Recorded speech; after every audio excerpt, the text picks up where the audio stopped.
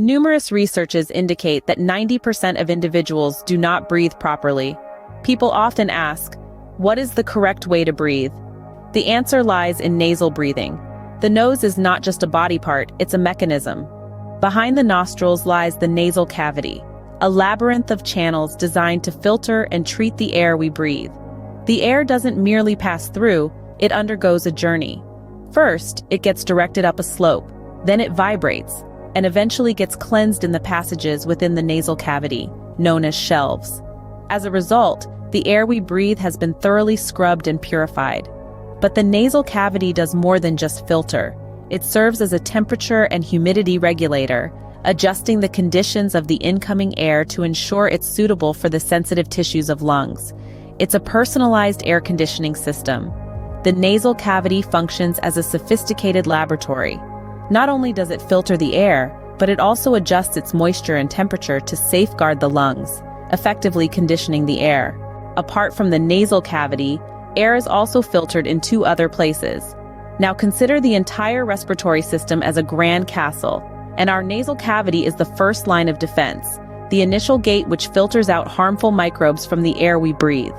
The second gate is the adenoids, small glands at the back of our throat that also serve as filters, catching microbes and preventing them from traveling deeper into our body. Then, we have our third gate, the tonsils.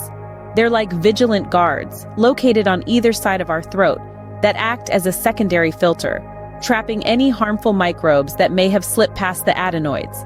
These three gates work in harmony, ensuring the air we inhale is clean and safe for our bodies. When it comes to mouth breathing, the process is somewhat similar, yet slightly different. Here, the adenoids and tonsils work overtime, trying to filter out the air bypassing the primary nasal gate. Because of their extra efforts, the adenoids and tonsils are often prone to infections.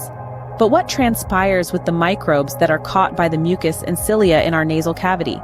They are inactivated in the sinuses of the nasal cavity by nitric oxide gas, rendering them harmless to us. Exhaling through the nose is also necessary. By analogy, the system prepares us for the next breath.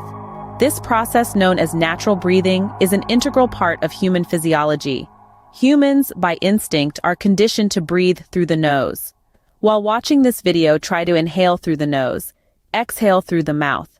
This particular action, however, is not representative of natural breathing.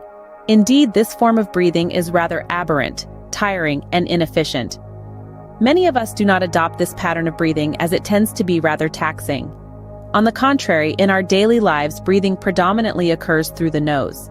This encompasses both inhaling and exhaling actions. Correct breathing as a concept is applicable and essential in every situation of life.